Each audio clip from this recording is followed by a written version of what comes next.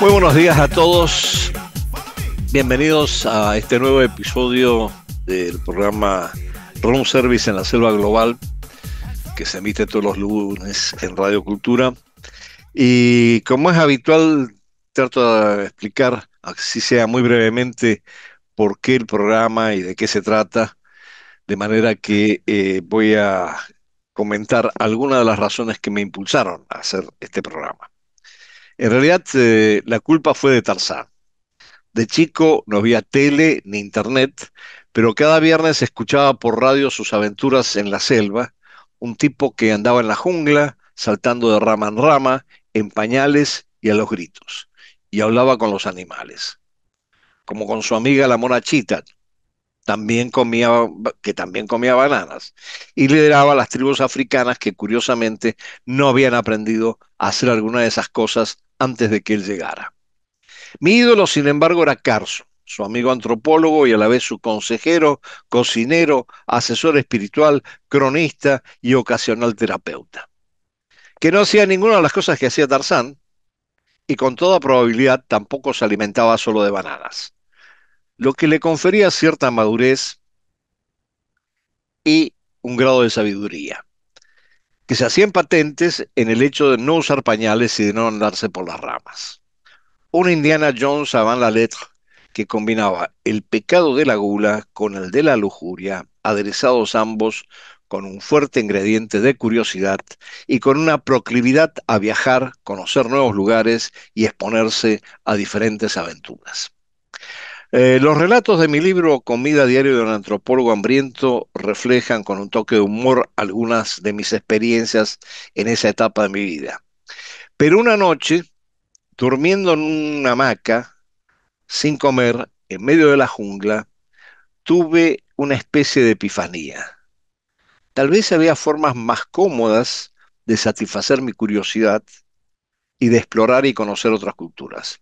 Así fue como me pasé a las relaciones internacionales con la alternativa de explorar el mundo desde hoteles de varias estrellas y con room service. Y así nació este programa. Room Service en la Selva Global, donde se mezcla el análisis de la Semana Internacional con entrevistas a personalidades relevantes del ámbito internacional y con relatos e historias de mis peregrinajes por el mundo. Relatos en los cuales, en todo caso, cualquier parecido con la realidad probablemente no es mera coincidencia ni peca de ser políticamente correcto. Buenas tardes a todos y bienvenidos nuevamente a otro episodio de Room Service en la Selva Global, donde desmenuzamos los hechos internacionales, tratamos de encontrarles algún sentido y generalmente tenemos algún invitado, como hoy, de lujo, para clarificarnos algunas de las cosas que tratamos en términos de la agenda internacional. Y finalmente, como es habitual, rematamos con algún relato mío, con la idea de que, bueno, el que se aburre de los relatos puede irse, porque ya analizamos lo que teníamos que haber analizado de la parte de relaciones internacionales. Y el que no, muchos han reaccionado muy positivamente, así que pueden quedarse y escucharlos.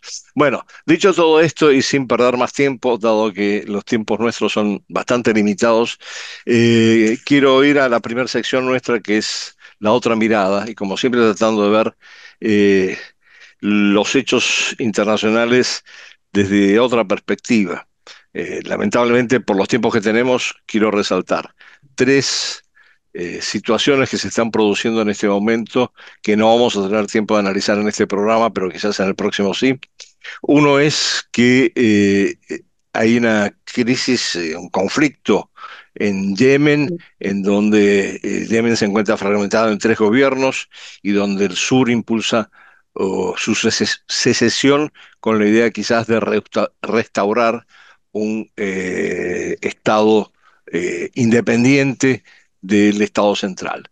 El segundo tema de interés que también queda pendiente es que Israel aprobó 19 asentamientos en Cisjordania para entre comillas, frenar un Estado terrorista, mientras que la situación en Gaza, si bien después de la tregua se ha estabilizado relativamente, la crisis humanitaria, a pesar de que se está recuperando Gaza de esa crisis, sigue en pie. Y el tercer punto que me parece importante resaltar, y también tendremos que ver en algún momento con más detalle, es que se posterga el acuerdo entre Mercosur y la Unión Europea, pero que algunos países expresan su optimismo con respecto a que se firmará. Yo tengo mis dudas con respecto a las posiciones europeas en este sentido, particularmente de Francia Mm, y de Italia, por su interés en preservar su producción agrícola. Bueno, dicho todo esto, en realidad los otros hechos relevantes ya de trascendencia y de impacto global es lo que ha venido acaeciendo en términos de el intento de establecer la paz en Ucrania, acabar con el conflicto en Ucrania. Y aquí tenemos varios elementos a tener en cuenta. La primera es que hubo la semana pasada una reunión entre representantes europeos, ucranianos y estadounidenses en Berlín, en donde se debatió el plan original propuesto por la administración estadounidense de 28 puntos, ya lo habían rebajado a 20. Hay desde luego temas extremadamente sensibles, particularmente en lo que se refiere a territorio y lo que se refiere, ya pareciera que sí hay una decisión por parte del gobierno ucraniano de aceptar la cláusula de no integrarse a la OTAN.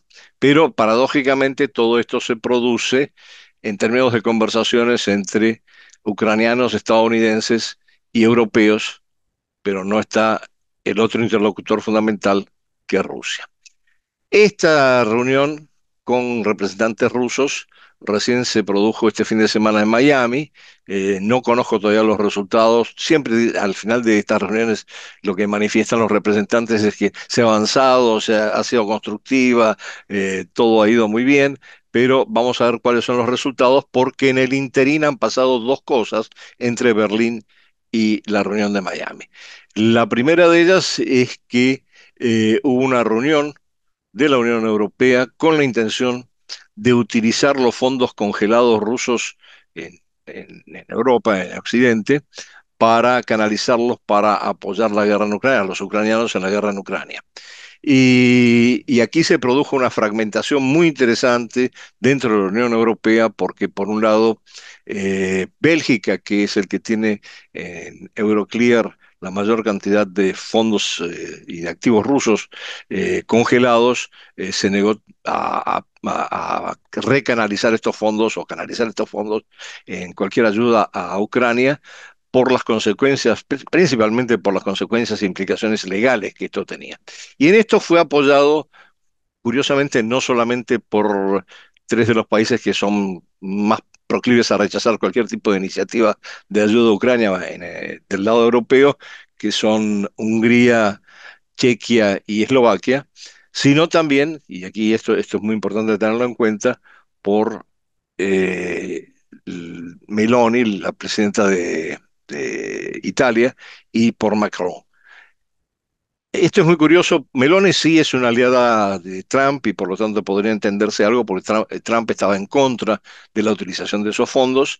Eh, pero en el caso de Macron esto como queda en cierto modo contradictorio. Ahora Macron insiste mucho también en la necesidad de conversar con los rusos para seguir avanzando en cualquier acuerdo de paz en Ucrania.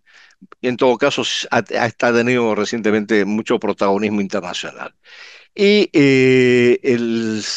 lo que se decidió en esa reunión, se dio una reunión en Bruselas para discutir esto y finalmente por la resistencia de estos países que he mencionado, se llegó a la conclusión de que iban a tener que proveer de 90.000 millones de euros a Ucrania para los dos próximos años, extraídos de los presupuestos de los países miembros de la Unión Europea, y países como Hungría han dicho de frente que no van a contribuir a este fondo.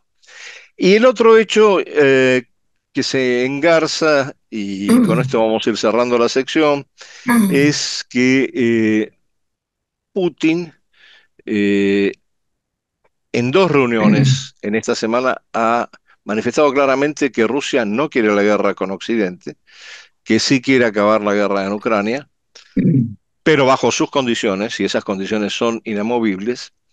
Y esto lo dijo en una reunión del Consejo de Defensa y después en una reunión que habitualmente hace una vez al año con preguntas y respuestas a un público muy amplio, inclusive que se comunica desde el interior de Rusia. Y ahí insistió en esta posición, pero asomó otro tema muy interesante que habría que ver cómo se va a tratar próximamente. Como una de las condiciones para avanzar en la paz en Ucrania, está planteado de que haya elecciones en Ucrania. Y Zelensky de alguna manera lo ha aceptado y de hecho está impulsando, a ver, lo ha planteado en términos de 60, 90 días y está impulsando el proceso como tal. Lo paradójico del caso es que en Rusia viven, según el estimado que hace Putin en su discurso, no tenemos las cifras exactas, entre 5 y 10 millones de ucranianos. Y Putin lo que plantea muy claramente, bueno, si va a haber elecciones, obviamente estos ucranianos también tienen que votar. Y esto ha causado mucho revuelo del lado ucraniano porque, bueno, desde luego se presume que esos serían votos, en todo caso, contrarios a Zelensky. Bueno, dejamos las cosas aquí en términos de lo que ha venido pasando en el mundo. Solamente un punto más que me parece que deberemos retomar en algún momento y que había comentado en el programa anterior, que es esta idea de Trump de sustituir el G20 y el G7 por una especie de G5, desplazando dentro de esta ruptura de la Alianza Atlántica, desplazando a los países europeos y constituyendo este G5 entre lo que Trump consideró las cinco potencias, ya sean nucleares o económicas del mundo, es decir, Estados Unidos, Rusia, China, India y Japón. Y esto es un gran desafío porque evidentemente si replantea la idea del mundo multipolar y la aceptación de la idea del mundo multipolar con actores poderosos, con áreas de influencia definidos.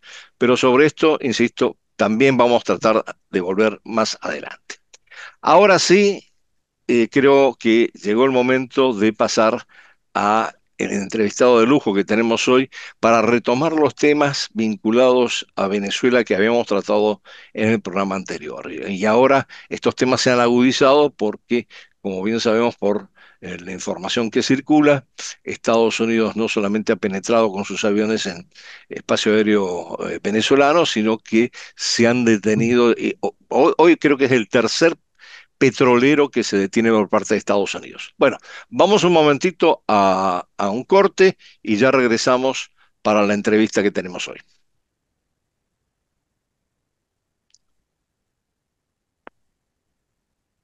Muy bien. Bueno, como les decía, hoy tenemos un invitado de lujo para hablar sobre esta situación que se está produciendo en torno a Venezuela, que es un experto en temas petroleros y por eso me parece muy importante tenerlo aquí y escuchar un poco sus opiniones, que es Eddie Ramírez. Fue presidente y director gerente de Palmaven, filial de PDVSA. Fue uno de los fundadores y coordinador nacional de la Asociación Civil Gente del Petróleo, y es un articulista semanal que publica en 6 medios y tiene una serie de libros, entre ellos el último, Responsabilidad Social de la Industria Petrolera Venezolana, de título muy interesante, que fue el último que ha publicado. Bueno, Eddie, bienvenido, te agradezco muchísimo tu tiempo, tu buena disposición. No nos habíamos conocido personalmente de antes, pero creo que esto puede ser el principio de una amistad, como decían en Casablanca, ¿no? En Bueno, su momento. en estos tiempos las amistades se hacen es a través de Internet. Arturo Uslar Pietri, uno de nuestros grandes Claro, escritores, claro. siempre saludaba amigos invisibles del aire. Ahora ni Sí, siquiera somos invisibles, somos visibles pero del bien, aire. exactamente. Bueno, bienvenido y bueno, ya estamos al tanto todos de la situación que se está produciendo en relación con los movimientos eh, aeronavales de Estados Unidos en el Caribe, el hundimiento de lanchas en el Caribe y en el Pacífico, sobre pretexto de la guerra contra el narcotráfico, y la detención, ya este es el tercer buque petrolero venezolano, sobre pretexto de que es ilegal. O no sé cuál es la justificación de hecho. Lo cierto es que esto se da en el marco de algo que está muy claramente definido también dentro de la estrategia de seguridad nacional que se anunció por parte de Estados Unidos hace unos 10 días y en donde se plantea la reactivación de la doctrina Monroe, esta vez con un corolario Trump, en donde se trata de asegurar para Estados Unidos, quizás dentro de este reparto de zonas de influencia en el mundo, asegurar para Estados Unidos todo lo que es el hemisferio occidental. Ahora, en función de eso, y para provocar una primera reacción tuya, después vamos a detalles más específicos, Trump declaró, bueno, venía declarando que estaba haciendo la guerra contra el narcotráfico y de buenas a primeras pasó a ser la guerra contra Venezuela por el tema petrolero, para terminar diciendo que Venezuela había robado el petróleo estadounidense. Bueno, ¿qué reacción te produce esto?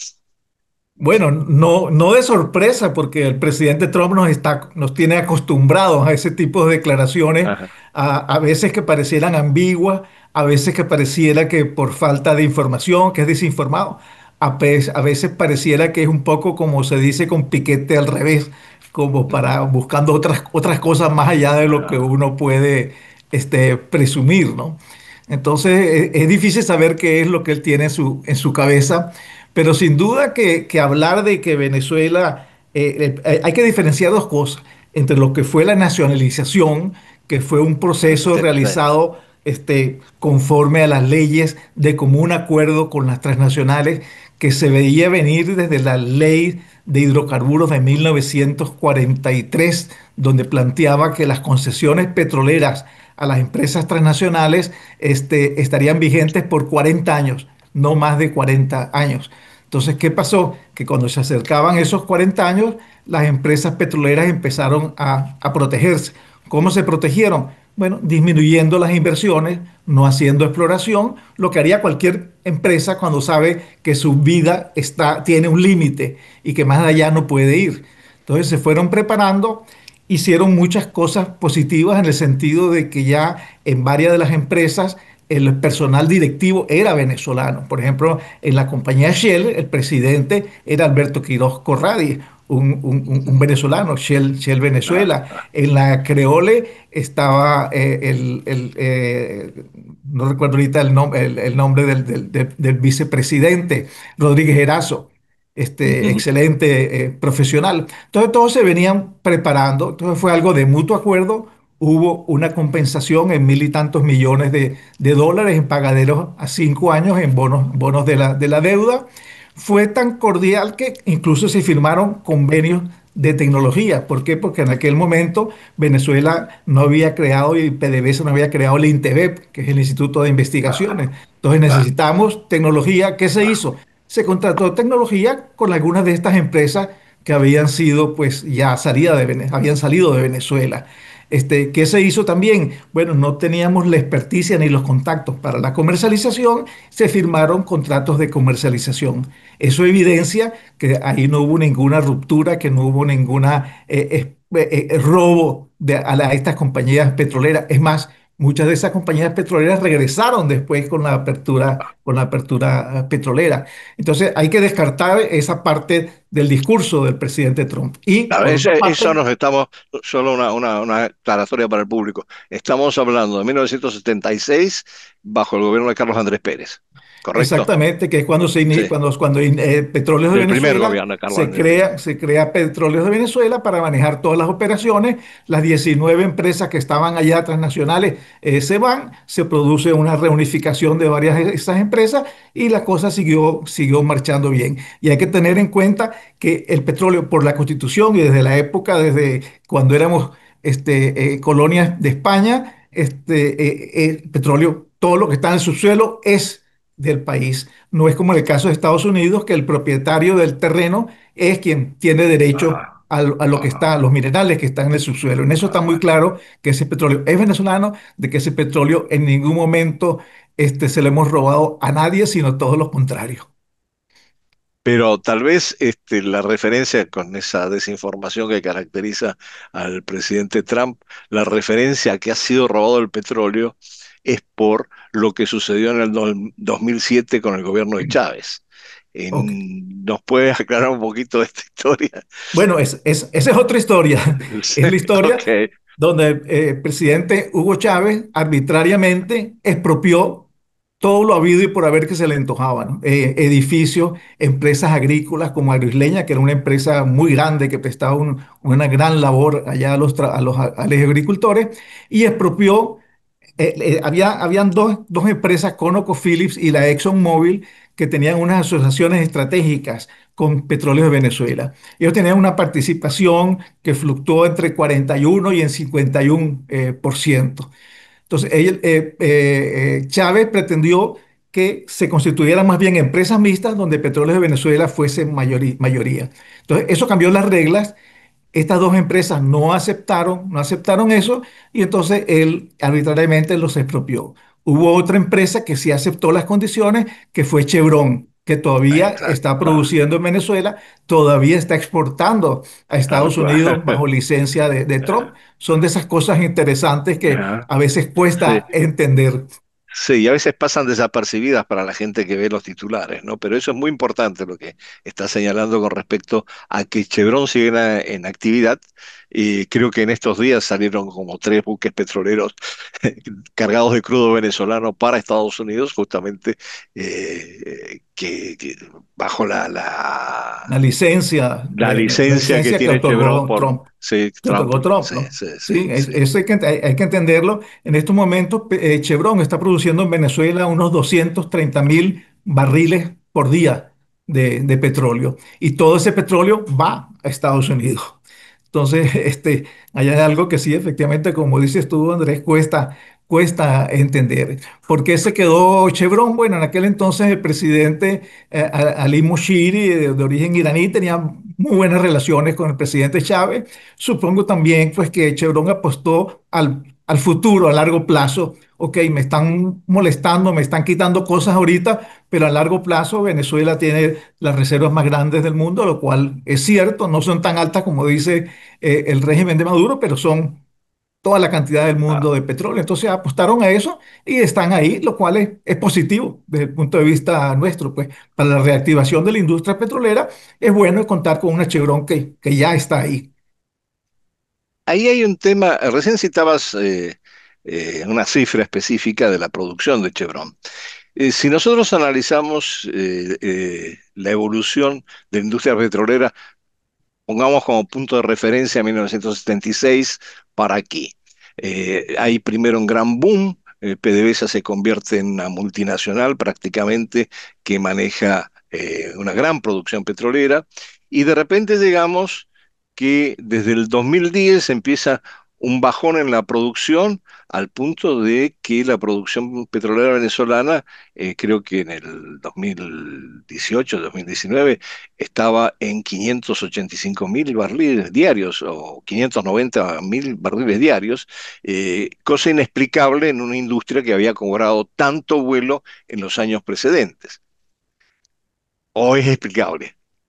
Sí, bueno, mira, es un poco la inercia, ¿no? Era una empresa que venía siendo muy bien manejada, que había llegado a producir 3.400.000 barriles por día. Se produce el despido de casi 23.000 trabajadores petroleros en el 2002 como consecuencia de un paro cívico y fueron sustituidos por personal que no tenía la menor idea de lo que era la actividad petrolera, sin méritos para ocupar esos cargos.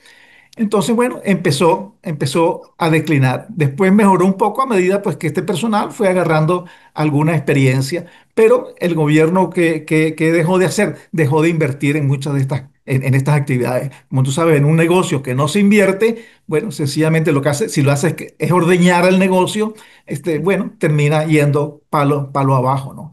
Entonces, se ha ido recuperando, pero muy lentamente. Pasó así de 400 y tantos mil, 500 mil barriles por día hasta ahora que está alrededor de los 900 Eh, mil barriles sí, sí. por día, ¿no?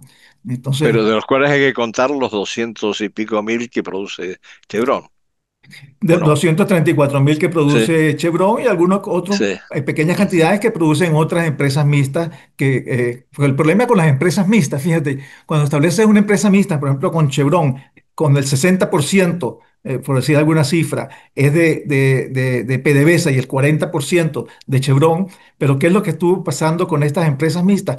Que el gobierno no ponía el 60% que le correspondía. ah, Entonces, claro. esas incluso en Chevron bajó lógicamente porque no invirtieron. Entonces, Chevron ahorita se está cobrando esa deuda porque no le pagaba ni dividendos, ni le pagaba con el petróleo, ni nada, ¿no? Y entonces, bueno, Ah, el presidente Trump está reclamando justamente es eso. Ahí tiene razón en reclamar que fueron expropiadas no solamente estas empresas, sino otras empresas estadounidenses, ¿no? Entonces, bueno, eso ajá. está en los tribunales. Ahorita muchas de estas empresas han acudido a Citgo. Citgo es una de Bien. las empresas petroleras refinadoras venezolanas que está ubicada en Estados Unidos. Por cierto, Ujú, es la única, es un complejo de tres refinerías, la única que queda, porque Chávez y Maduro vendieron todas o las ocho refinerías que teníamos en Europa y vendieron cuatro que teníamos en Estados Unidos, ujú, pensando pues que el negocio de refinación no es el mejor negocio del mundo, lo cual es cierto. El margen de refinación es mucho más ujú. bajo que el de producir petróleo y venderlo, pero tú Ah, necesitas refinar para poder colocar ese petróleo, más si el petróleo es pesado, como es el caso de Venezuela, donde no es tan fácil colocarlo como un petróleo mediano, como ah. otros tipos que se comercializan en el mundo a mejor precio, ¿no? Ahí te tengo una pregunta más adelante pendiente con el tema del el petróleo pesado y la capacidad de refinación en Estados Unidos. Pero quiero volver ahora sí a la perspectiva más general, ¿no?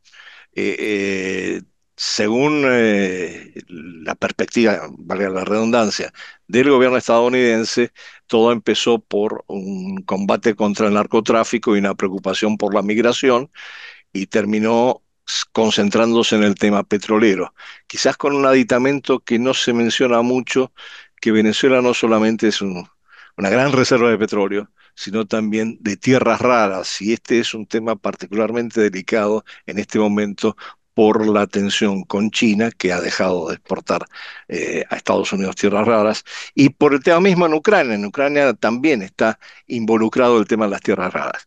Pero lo que quería señalar con esto es que eh, pasamos de una fase en donde lo que parecía ser la lucha contra el narcotráfico, cada vez más empezó a decantarse como una perspectiva de cambio de régimen en Venezuela, pero justificada ahora porque supuestamente Venezuela había robado el petróleo. No sé, ¿cómo ves tú esta perspectiva? Más allá de lo que pueda suceder, nosotros Mm. no tenemos la bola de cristal como para decir qué es lo que va a suceder mañana, ¿no? Mira, quizás todo empezó más bien con el problema migratorio. O sea, Ujú, la gran cantidad de venezolanos que fueron a Estados Unidos fueron protegidos con el permiso temporal de residencia y lo que se llama TPS por sus ujú, siglas. El presidente Trump decidió acabar con el TPS, decidió tildar a todos los venezolanos que están allá de delincuentes, de sinvergüenza, de narcotraficantes, lo cual es realmente falso, de toda falsedad, lo niego rotundamente. Han habido algunos criminales que están en Estados Unidos, cierto, claro que sí, como todo, es gente que emigra dentro de toda emigración, hay gente excelente, muy buena, pero también se van algunos sinvergüenza. Pero como tú sabes muy bien, la migración beneficia no solamente al país donde van esos migrantes, o sea, al país de acogido, sino también al país del cual pierde esa gente, ¿no? O sea, ahí hay un ganar-ganar con la migración, que eso está claro, claro. más que demostrado.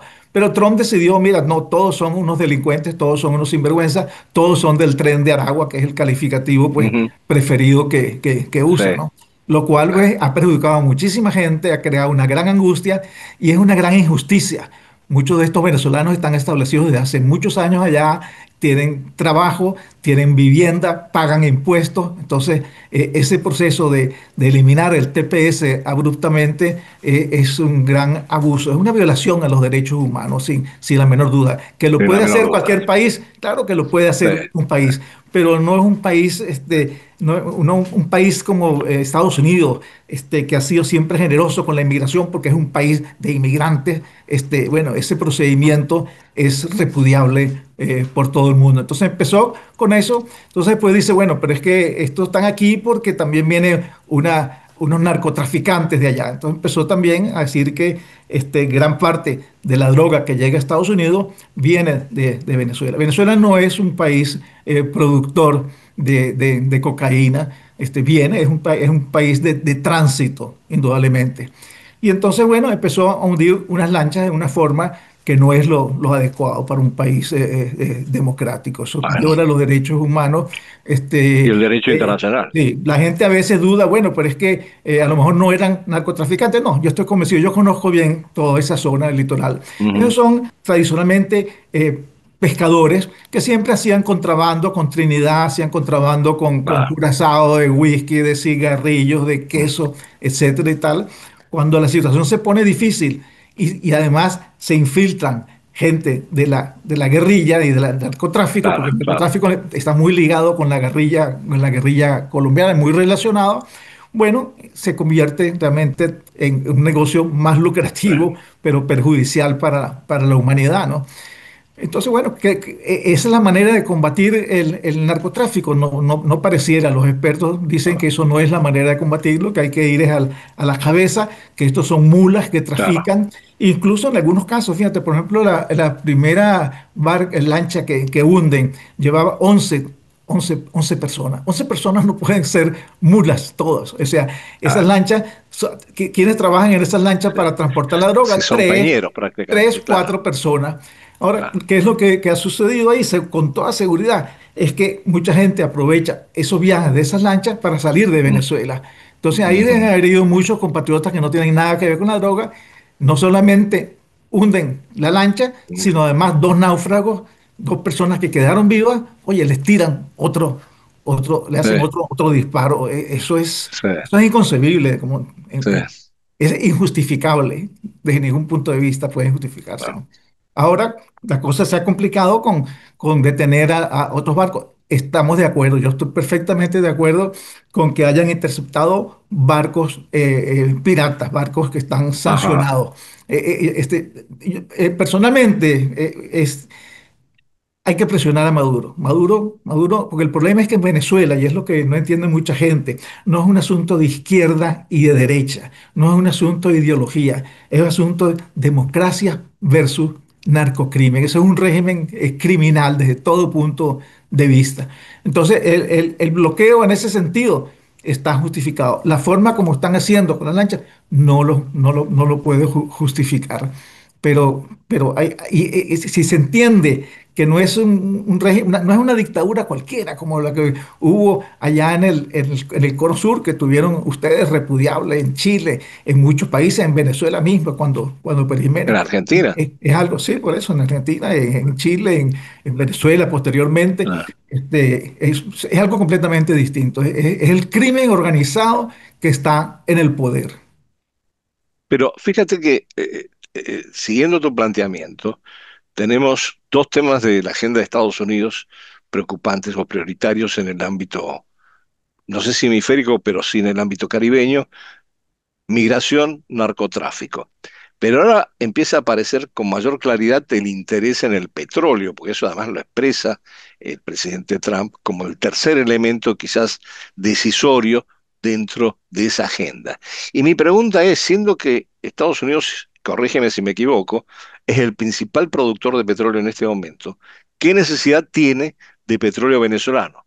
A menos, y esto yo me adelanto, a menos que al bajar la capacidad de las refinerías, la capacidad de producción de las refinerías de crudo en Estados Unidos, necesiten por el fracking, necesiten ahora nuevamente de alguna manera proveer esas refinerías de crudo y el crudo más cercano es el venezolano. No sé, yo te lo planteo como alguien desde afuera, ¿no?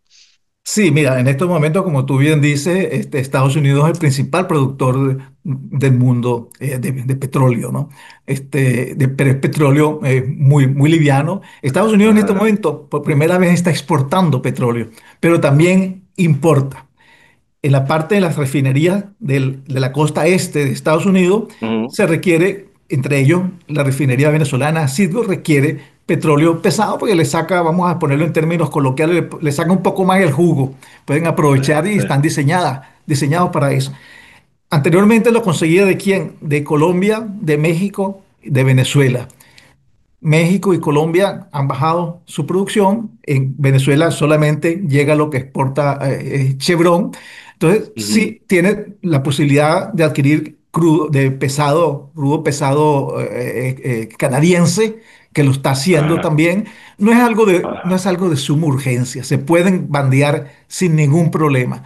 A largo plazo, si las energías renovables no logran desarrollarse a la velocidad que muchos quisiéramos, sino que el petróleo va a tener vida todavía por 30 40 años, a menos que haya un breakthrough tecnológico que uno nunca sabe. Sabes que esa ajá. tecnología en un segundo te cambia la vida de todo el mundo, ¿no? Si no hay una tecnología de esas impactante, el petróleo seguirá teniendo vida por un tiempo. Entonces, ahí sí Estados Unidos va a necesitar la fuente de petróleo más cercana, que es la venezolana.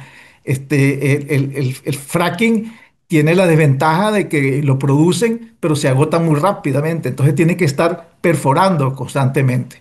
Ajá. Ahora Estados Unidos, y una cosa que la gente muchas veces no piensa, no le conviene que los precios bajen. ¿Por qué no le conviene que los precios bajen? No le conviene que haya más petróleo. Porque si los precios bajan, todas esas compañías de fracking quiebran, salen del negocio salen del Claro, negocio. Y entonces, bueno, claro. por un lado están ganando, por otro lado están perdiendo. Entonces, estoy seguro que al presidente Trump y a los Estados Unidos no le conviene que esas empresas quiebren. Entonces, para ellos es Claro. preferible mantener un precio lo suficiente. Y ahorita está relativamente bajo, está un poquito por debajo de $60 el barril. Ajá.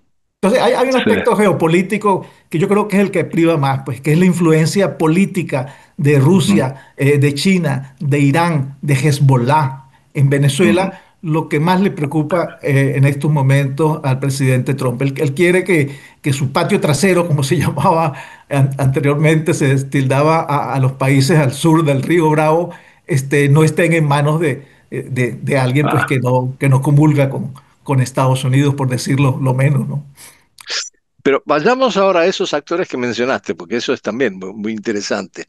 A ver, tenemos Rusia, tenemos China, tenemos Irán, más allá de Hezbollah, digamos, que son, no son estados, sino organizaciones eh, terroristas, si uno las quiere calificar así. Pero estos tres actores, ¿qué interés pueden tener en Venezuela? Y si ese interés es solamente geoestratégico o es económico también. Porque por lo menos China invirtió, no le pagaron las deudas y ahora lo que está pendiente es de que le sigan pagando con el petróleo lo que le deben. Sí, fíjate que cuando el gobierno, cuando Maduro dice, bueno, tenemos el apoyo de China y de Rusia, bueno, ese es un apoyo, eso es un saludo a la bandera, eso es un apoyo simbólico, eso es un apoyo de palabra, porque realmente ellos no van a crear un conflicto con Estados Unidos por estar allá. Es más geopolítico. China, como tú bien dices, su principal objetivo es el negocio. Cobrar. Ellos están metidos allá y tal, no les han pagado, tienen un poco de deuda con ellos, por eso no están invirtiendo mucho. Rusia tampoco tiene tanta, es más la cuestión política que está influyendo Y más allá. porque Rusia es un productor de Es combustibles. el segundo productor Claro, del claro, mundo, ¿no? claro, claro. Sí, Y Irán también. sí, Irán No es el también. segundo, pero también es un Sí, productor Irán importante. produce Sí, 4 millones y algo de claro, barriles de claro, petróleo por día. Debe estar en el cuarto, quinto lugar por ahí. claro. Pero fíjate que a nivel regional esto, bueno, aquí te tengo una pregunta un poco en relación con cómo ha fluctuado la asistencia en el marco de la convergencia ideológica entre Cuba y los gobiernos chavistas, desde Chávez a Maduro. ¿Cómo ha fluctuado la relación con Cuba? ¿Cómo está ahora? Y el segundo punto, ¿cómo ha fluctuado y cómo está ahora la relación con los países del Caribe? Algunos están alineados con la posición de Trump y otros no. La situación con el Caribe y con Latinoamérica ha cambiado notablemente. No es lo mismo en el caso, por ejemplo, de Argentina con los Kirchner que ahorita con Milei, independientemente que tú simpatices o no simpatices con uno o con otro. La situación ha cambiado en Ecuador, ha cambiado en Paraguay. Es decir, la geopolítica en Latinoamérica ha cambiado completamente, ¿no? Y en el Caribe también, que anteriormente siempre todo el CARICOM estaba unido como sólidamente, hoy en día no lo está. Indudablemente, pues ahí yo creo que la influencia estadounidense tiene un efecto para esa cuestión, al menos en el Caribe, ¿no? En el caso de Cuba, Cuba ha vivido todo el tiempo vivió todo el tiempo de la Unión Soviética. Cuando la Unión Soviética se derrumba, bueno, surgió el gran donador, como que fue Hugo Chávez, que le da pues petróleo gratis, petróleo a veces a cuenta de unos médicos, a cuenta de unos asesoría en algunos aspectos. En estos momentos, Incluyendo la seguridad. incluyendo la seguridad, desde luego, muy Ah, importante. ah, Y los registros, todos los registros ah, en Venezuela, que es algo bien importante, está controlado claro, por los claro. cubanos. La presencia cubana en Venezuela es muy fuerte, ¿no? Pero bueno, han sido unos grandes vividores del régimen de Chávez y ahora de Maduro. Con ellos siguen manteniendo excelentes relaciones y no se romperá hasta que uno de los dos pues ya deje de existir, ¿no? Pero sí ha habido una baja significativa de la asistencia petrolera, me parece, de Bueno, Venezuela a Cuba, ¿no? porque es que Venezuela se ha quedado produciendo mucho menos petróleo que anteriormente y los precios están Ah, bajos. Entonces ya ah. la generosidad no puede ser tan amplia como la que tenía Chávez, que regalaba a diestra y siniestra. Recuérdate que Chávez, cada vez que visitaba un país latinoamericano, ofrecía construir una refinería. Digo, no, en Brasil Ah, tenemos que construir una refinería. ah, Bueno, la refinería la construyó Petrobras y PDVSA nunca pudo entrar porque sencillamente no tenía los dineros. En ah, Venezuela ofreció tres refinerías más, no ha construido ninguna y más bien todas las que existen están en el suelo. Y por eso más bien Venezuela está importando gasolina, ah. lo importa de Irán y de otros países. Entonces, Sí, es interesante tu mención de la CARICOM, porque obviamente todos sabemos del programa Petrocaribe de asistencia a eh, los países caribeños en general, pero ahora se produce esta situación de, yo diría, fragmentación dentro de la CARICOM. Por un lado, Trinidad, que se ofrece como base para las operaciones estadounidenses. Por otro lado, Guyana, que no lo ofrece, pero de alguna manera es un aliado por la explotación petrolera que se está desarrollando allá y que me parece que Estados Unidos considera estratégica. Y por otro lado, otras islas como San Vincent, que están en contra de cualquier presencia de Estados Unidos en la región y mucho menos un cambio de régimen en Venezuela. Entonces, no sé, bueno, quizás agregaría otro elemento más. Paradójicamente, en este momento, el secretario general de la Organización de Estados Americanos es un surinamés, de orientación de izquierda, digamos, que también va a estar llevando a cuestionar la presencia de Estados Unidos, como es de rigor en esa perspectiva. Y entonces la pregunta es, bueno, ¿cómo se van a combinar todos estos factores como para realmente generar algún tipo de estabilidad antes o después de cualquier situación crítica que se produzca en Venezuela? sí, bueno, fíjate, el CARICOM, bueno, una de las, no dificultades, pero de los hechos reales es que cada islita de estas tiene derecho a un voto. El secretario general de la OEA inicialmente dio unas declaraciones, donde no le importaba absolutamente nada los derechos humanos ni nada. Después ha cambiado. Las últimas declaraciones que ha dado han sido mucho más, vamos a calificarlas sensatas desde Eh, nuestro punto de vista. Ahora, yo creo que lo que hay que mirar más estrechamente es Lula y Petro. Lula y Petro, ninguno de los dos ha reconocido, o sea, ha dicho, no es que haya desconocido a Maduro, pero ha dicho, Maduro, preséntanos las actas. No nos ha presentado las Ah, actas, Maduro. Y lo han repetido varias veces. Incluso alguno de ellos ha dicho, o los dos le llegaron a decirlo, es mejor repetir la elección. Bueno, repetir mm, la elección sería, es como decir, bueno, perdimos un partido de fútbol, vamos a repetirlo porque para ver si el siguiente lo ganamos. Lo ganó el Mundo González y lo ganó por un margen ah, abrumador, o sea, eso no tendría sentido. Pero es interesante que no han estado tan identificados con Maduro. Desde luego, de vez en cuando le arriman un poquito, pero yo creo que allí ha faltado, y creo que dentro de la misma posición nuestra yo haría una crítica de que ha faltado conectarse más con ellos dos. Uno no tiene por qué estar plenamente identificado con la política de Petro, ni con la de Lula, ni con lo que ellos piensan. Pero si hay algún elemento común, como pueden ser reconocimiento de unas elecciones, la alternabilidad, porque fíjate que Lula es de izquierda, está bien, y eso se respeta, pero ha respetado la alternabilidad, ha sí, sí, respetado las leyes.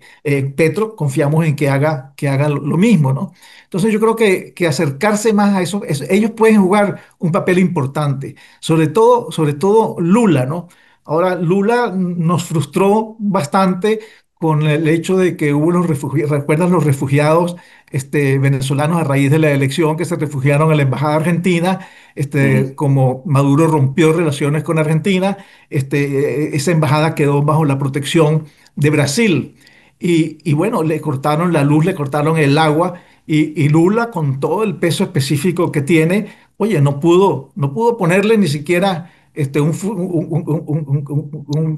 un enchufe, ¿cómo se llama? ah, una conexión. Una conexión ahí para que Sí, tuviesen luz. O sea, esa gente estuvo padeciendo meses sin luz y eso que estaban bajo la protección de mm, Brasil. Eso ah, frustra, pero sin embargo, bueno, uno puede obviar eso. Ya pasó, pero Lula ha perdido liderazgo en Latinoamérica por hacerse el loco. Y ese es el problema de mucha gente de izquierda, que se hacen los locos cuando hay violación de derechos humanos y esa violación de derechos humanos es por alguien que sienten afín y lo hacen únicamente cuando es la extrema derecha, lo cual es correcto que lo hagan, pero ¿por qué no lo hacen también con gente y es que Maduro, como repito, no es de izquierda, Maduro es un régimen criminal.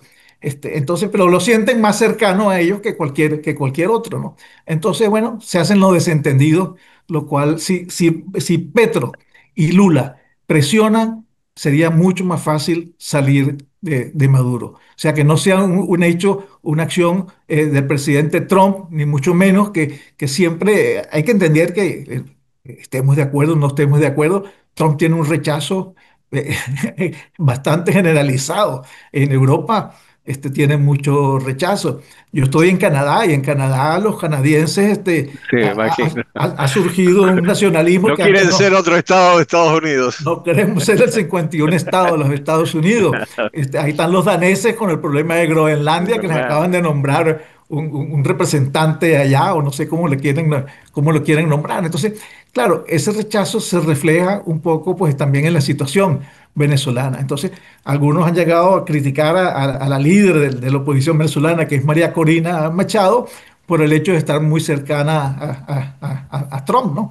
Y bueno, Trump está apoyando y bueno, ese manejo es difícil, es complicado. Ella ya lo ha hecho en forma adecuada, pero eso tiene su costo político, no hay duda, ¿no?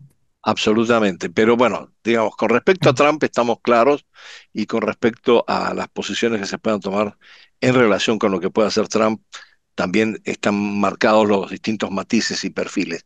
Pero volviendo a los países latinoamericanos, si bien Colombia yo creo que tiene un problema mucho más complejo con Venezuela que Brasil por el hecho de la guerrilla y el proceso de paz interno que está tratando de desarrollar y por lo tanto necesita mantener una cierta distancia quizás. En el caso de Brasil, conjuntamente con la Sheinbaum, la presidenta Sheinbaum de México, están proponiendo mediar en el conflicto entre Venezuela y Estados Unidos. Eh, Esta es una actitud brasileña que se repite porque también lo intentó hacer en su momento con Ucrania, conjuntamente con China, no funcionó. Pero hay como una intencionalidad no sé si generar algún tipo de cambio en Venezuela o por lo menos garantizar que no haya una salida cruenta a lo mismo, ¿no? Entonces, no sé, creo que ahí estamos ante una complejidad de juego geopolítico hemisférico que habría que seguir analizando con más detalle.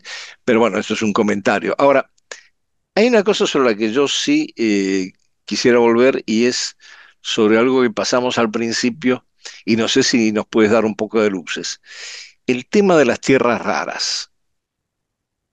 ¿Qué importancia tienen en términos de recursos venezolanos? Mira, yo creo que hay mucho mito sobre eso. Incluso Ujú. se ha dicho del coltán, etcétera y tal. Ojalá Sí, que no haya tierras raras. Explotar las tierras raras implica un movimiento de tierra, vamos a repetir, sí, enorme, enorme porque la concentración es muy baja. Y esas tierras raras, si existen, están en el sur de Venezuela, en la Amazonía venezolana, están en la Orinoquía venezolana. Entonces, ojalá no existan esas tierras raras. No hay ninguna, hasta ahora no hay ningún hecho que comprueba realmente qué cantidad hay y si esa cantidad es comercial o no es ah, comercial. Yo creo que por ahora sí, eso no es un factor que esté en la sí hay una mente de todo. identificación del coltán, que hay una Sí, presencia se ha dicho y tal, importante, pero pero no hay una estimación no hay una exacta. estimación de Claro, claro. porque una cosa es tener el recurso y otro poder explotarlo porque sea comercialmente viable, ¿no? Depende de la concentración. Bueno, vamos a la última pregunta porque se me acaba el tiempo. ¿Y cómo ves de aquí en adelante el conflicto entre Estados Unidos y Venezuela? ¿Va a ser en términos del interés económico por el petróleo o va a ser por la necesidad de un cambio de régimen que facilite ese interés o va a ser por alguna otra razón? ¿Qué percepción tienes? Mira, estoy seguro que Trump no va a invadir, Estados Unidos no va a invadir Mm, Venezuela. Tampoco va a proceder a lo que se ha dado en llamar extracción, que es tipo Noriega, llegar y hacer una sí, acción y tal. Recordemos que lo de Noriega no fue una extracción tan limpia y hubo entre 500 2000 muertos, nunca se supo cuántos muertos hubo una gran destrucción alrededor de donde él se encontraba. Entonces, y además la extracción en Venezuela significaría no solamente extraer a quien usurpa la claro, presidencia, claro, sino a la vicepresidenta, el presidente de la Asamblea Nacional, de manera que claro, no haya la sucesión inmediata. Entonces, no creo que haya eso. Sí creo que seguirá la presión hasta qué ujú, punto eso será suficiente. Yo lo que aspiraría, y aspiramos todos los venezolanos, es que eso sea una manera de incentivar a la Fuerza Armada venezolana a intervenir y a decirle a Maduro, mira, de acuerdo a la Constitución, tú no eres presidente, vete de aquí, ¿no? Algunos dicen que eso es utópico. Yo estoy convencido que todavía, fíjate que en la fuerza, en estos momentos, de los 901 presos políticos, 174 son militares. ujú, Militares formados en la época de Chávez, ujú, o sea que estaban ideologizados, que estaban claro. adoctrinados, pero sin embargo han reaccionado. 174 es un número bastante importante. Bueno, Entonces, yo diría bueno, que desde luego el alto mando militar, sobre todo en el caso de la Guardia Nacional, que es la que ha reprimido más al pueblo venezolano y la que ha violado los derechos humanos, de resto, y hay corrupción, desde luego. En el ejército hay corrupción, por ejemplo, en esas unidades que han estado destacadas al sur de Venezuela con el ajá, negocio del oro. Ahí, sí. con toda seguridad, ha habido corrupción. De resto, en la Marina, en la aviación y en gran parte de las fuerzas terrestres, mira, hay gente que está ahí ejerciendo su trabajo y que yo confío pues que en un momento dado tomen alguna acción para decirle, mire, señores del alto mando, vamos a ponerle fin a esto, ¿no? Del alto mando sí es muy difícil Sí. esperar Por los una negocios en reacción. los que está envuelto, etcétera. Pero, Efectivamente. digamos, la cifra que tú citas de presos, de militares presos políticos, en realidad, muestra también que ha habido un proceso sistemático de purga de las Fuerzas Armadas, que hace muy difícil que Bueno, pueda surgir algo desde las Fuerzas Armadas. Bueno, este es un debate que tenemos con los amigos venezolanos al respecto, pero ahí se abren signos de interrogación. Pero vamos a dejar el signo de interrogación abierto. Yo ok. te agradezco muchísimo, Eddie, por esta muy clarificadora conversación sobre lo que está pasando en Venezuela. Realmente era un complemento necesario a la que tuvimos la semana pasada, justamente con nuestro amigo común, Tulio. Y espero que en algún momento podamos volver a retomar esta conversación más adelante en algún otro episodio. Te agradezco tu tiempo, te agradezco haberte comprometido a plantear tus posiciones al respecto, así que mil gracias y te mando un fuerte abrazo. No, gracias a ti. Lo único que te aclaro, yo no soy experto petrolero, yo soy ingeniero agrónomo, trabajé en el área de responsabilidad social Ajá. y bueno, con motivo pues de estar al frente, que estuve durante 10 años o más al frente de gente del petróleo, me tocó pues aprender de petróleo y aparte que cuando estaba pues en Palma Bien tenía que asistir a la discusión de planes y resultados de la PDVSA meritocrática. Muchas gracias, Bueno, Andrés. pues disimulas muy bien no ser un experto petrolero, Muchas en el gracias. sentido en el sentido de que el conocimiento tuyo nos ha ilustrado muchísimo. Te agradezco nuevamente y te mando un fuerte Gracias a abrazo. ti. Seguimos en comunicación. Bueno. Vamos, no sé si vamos a un corte o si vamos directamente al relato de esta semana. Ok. Eh, esta semana tenemos un relato un poco extenso, no sé si vamos a alcanzar a leerlo todo, eh, sobre la experiencia de un amigo eh, y que, bueno, es realmente llamativo en algunos aspectos e interesante por sus vaivenes. Se llama Un largo amor y comienza así. Fueron amantes por más de 10 años. Hoy recibió de ella, como desde hace más de 2 décadas, un mensaje de felicitación para su cumpleaños. Un ritual recíproco, por cierto, que se ha mantenido a lo largo de los años, pese a las distancias y a las mudanzas de cada uno de país en país. Fueron amantes desaprensivos y apasionados y cada encuentro activaba, más allá del placer sexual, extensas conversaciones sobre la situación de su país y sobre los avatares de la economía mundial y la política regional e internacional, tachonadas de referencias literarias y musicales. Enriquecedoras conversaciones que él extraña tanto como el sexo desenfrenado que compartían. A ella debe, entre otras cosas, no solo una mirada desapegada sobre la realidad tan compleja de su país, sino también un mayor conocimiento de su música, adquirido bajo su guía, en conciertos y bares a los que los llevaba, y discos y CDs que generosamente le regalaba o compartía. Él ya tocaba la cincuentena de años cuando se conocieron, y vivía con mucha felicidad y tal vez con algo de comodidad un matrimonio que se desarrollaba sin mayores sorpresas. Tenía una mujer, una bella mujer, y un hijo, adoraba a ambos y era incapaz de lastimarlos de alguna manera, pero también tenía un lado oscuro mucho antes del poliamor, pero también tenía perdón, pero también tenía un lado oscuro.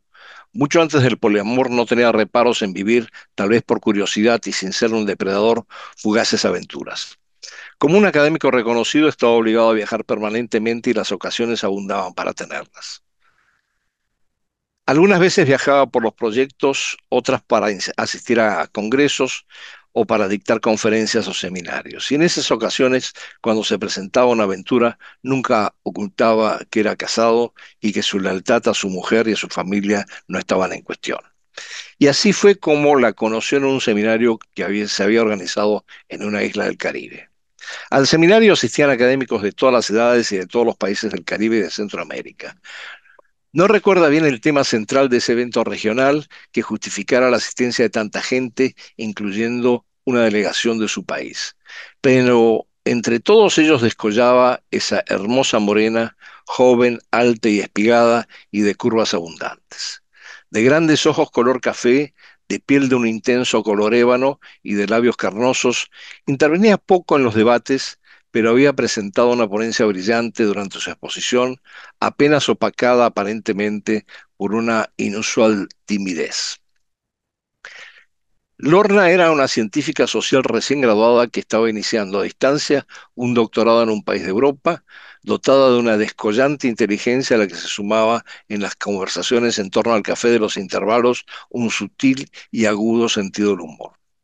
Se notaba que no era política, militaba oficialmente, quizás por mandato familiar, en la juventud del partido que gobernaba su país, pero tenía criterios e ideas propias y no se atenía a consignas y orientaciones impuestas. Llamó su atención porque, tal vez por eso, tendía a estar aislada de los grupos que se formaban en las comidas y en los encuentros al margen del seminario. Pero él siempre seguía la regla de oro de no abalanzarse sobre las participantes atractivas de estos eventos y mantenía sus distancias. Sin embargo, se percataba que Lorna atraía las miradas, claramente concupiscentes, de muchos de sus colegas. El hotel en el que se alojaba, en el que se realizaba el seminario, era amplio y acogedor, con un parque y tenía un bar que en las noches se transformaba, por iniciativa de sus clientes y bajo el influjo de los músicos que habitualmente tocaban al anochecer, en una discoteca. Al segundo día del evento, al terminar las actividades del día, la encontró sentada en un banco del parque leyendo. Algunos de sus colegas ya se encontraban acechando en torno a ella, pero él se acercó inocentemente en su calidad de anfitrión del seminario porque la vio tan aislada y entabló una conversación banal, más que nada para hacerla sentir más cómoda e integrada al grupo. No dejaba de resultar extraño que mientras el resto de los participantes, más jóvenes, planeaban salidas a bailar o a un restaurante, ella se quedara sola leyendo en el hotel. La conversación banal progresivamente fue derivando a temas más serios, siempre con un toque de inteligente humor. Mientras que conversaban, los merodeadores revoloteaban en el jardín sin atreverse a acercarse a ella. En algún momento les empezó a llegar el sonido de la música que tocaban en el bar. Pero lo voy a dejar en puntos suspensivos, porque todavía el cuento es largo, y vamos a dejar una parte para el próximo episodio de Room Service en la Selva Global, que les agradezco muchísimo haber escuchado o haber visto en esta ocasión, como así también les agradezco los comentarios que me hacen llegar y que realmente retroalimentan este programa. Muy buenas tardes a todos, que tengan una buena semana y espero verlos el próximo lunes con la continuación tanto de este relato como de los temas de política internacional que habitualmente tratamos.